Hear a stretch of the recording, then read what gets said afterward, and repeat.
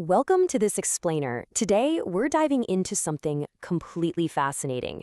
We are objectively unpacking a text from 2011, written by a figure named Xu Feng, and it outlines the health doctrines of a utopian community called New Oasis for Life, also known as the Second Home. Honestly, whether you're totally into alternative health or you're just kind of curious about how highly structured communities view human biology, this text offers a radically unique take on the mind-body connection. So let's jump right in. Look at this quote right out of the gate from the author Xu Feng. He says, "My purpose is to heal all patients of their diseases and make sure that they don't become sick again." The sheer scale of that ambition is pretty staggering, right? I mean, this isn't about just managing symptoms or basic preventative care. It's a bold line in the sand. They are literally aiming for the total eradication of illness. It sets up this incredible utopian vision where disease just entirely ceases to exist. So how exactly are they planning to pull this off? Well, we're going to break the text down into 6 quick areas. 1, the health vision. 2, claimed results. 3, the 3 pillars. 4, the Chanyuan exercise. 5, the implementation delay. And finally, 6, the ultimate goal. All right, part 1, the health vision, eradicating disease.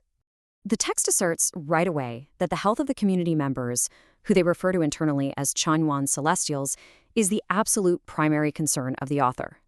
And this isn't just a passive wish. It is an active, driving goal specifically designed so that no brother or sister ever gets sick again.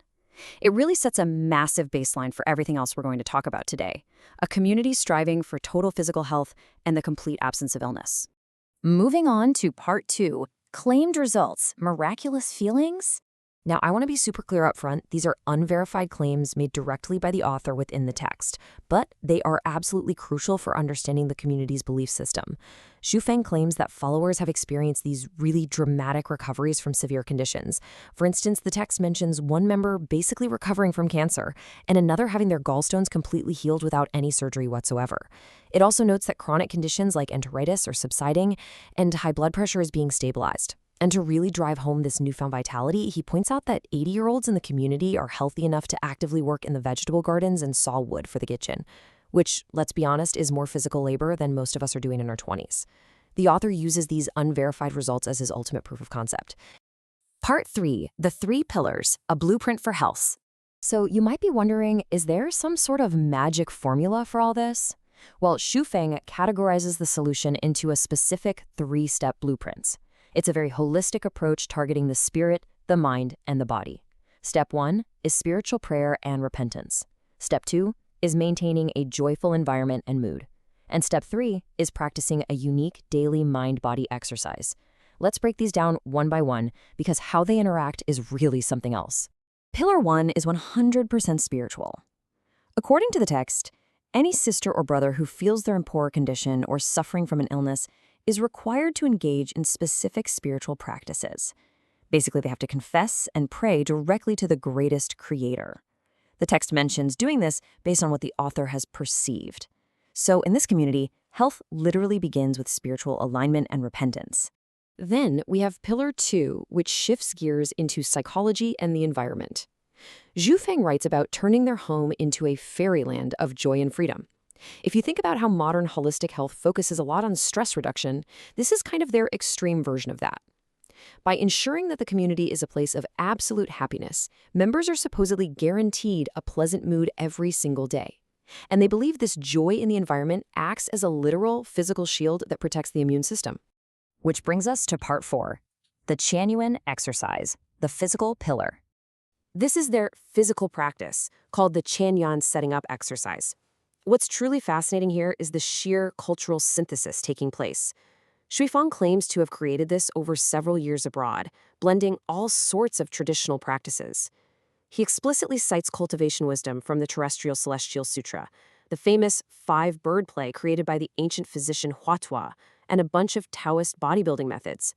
According to the text, the core mechanic relies entirely on a high coordination of 3 things: thought, breath, and movement. It is the physical anchor to their whole health philosophy. Part 5, the implementation delay, fear of misunderstanding.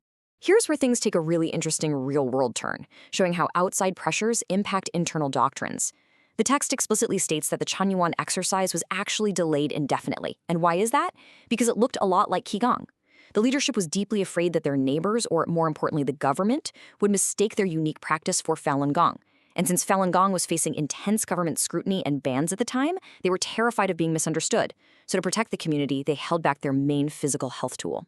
But fast forward to June 2011 when this text was written, and we see a huge turning point. The author notes that by this time, the government had finally developed a clear understanding of what Lifechanyuan actually was. Because that understanding was achieved and the risk of being mistaken for Falun Gong had passed, Shufeng announces that the exercises will gradually start up in the home. The final piece of the health puzzle was basically given the green light. And finally, Part 6, the ultimate goal, a disease-free utopia. The text concludes with Shufeng's steadfast, unwavering belief in all of this. Even though he acknowledges there's a long way to go, he states, "With your gardens of soul becoming more and more beautiful, we will surely realize the dream that our sisters and brothers will no longer get sick." It is such a powerful summary of their doctrine.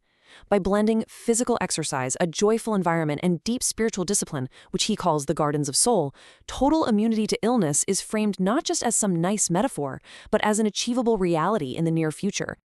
So, as we wrap up this explainer, we are left pondering a pretty profound question. Is the complete eradication of all disease just an impossible ideal, or does it represent the ultimate frontier of human belief and alternative health? The new Oasis for Life community clearly believes it's the latter, placing immense faith in the power of spiritual, mental, and physical unity. Thank you so much for exploring this fascinating blueprint of belief with me today. Keep exploring and keep asking questions.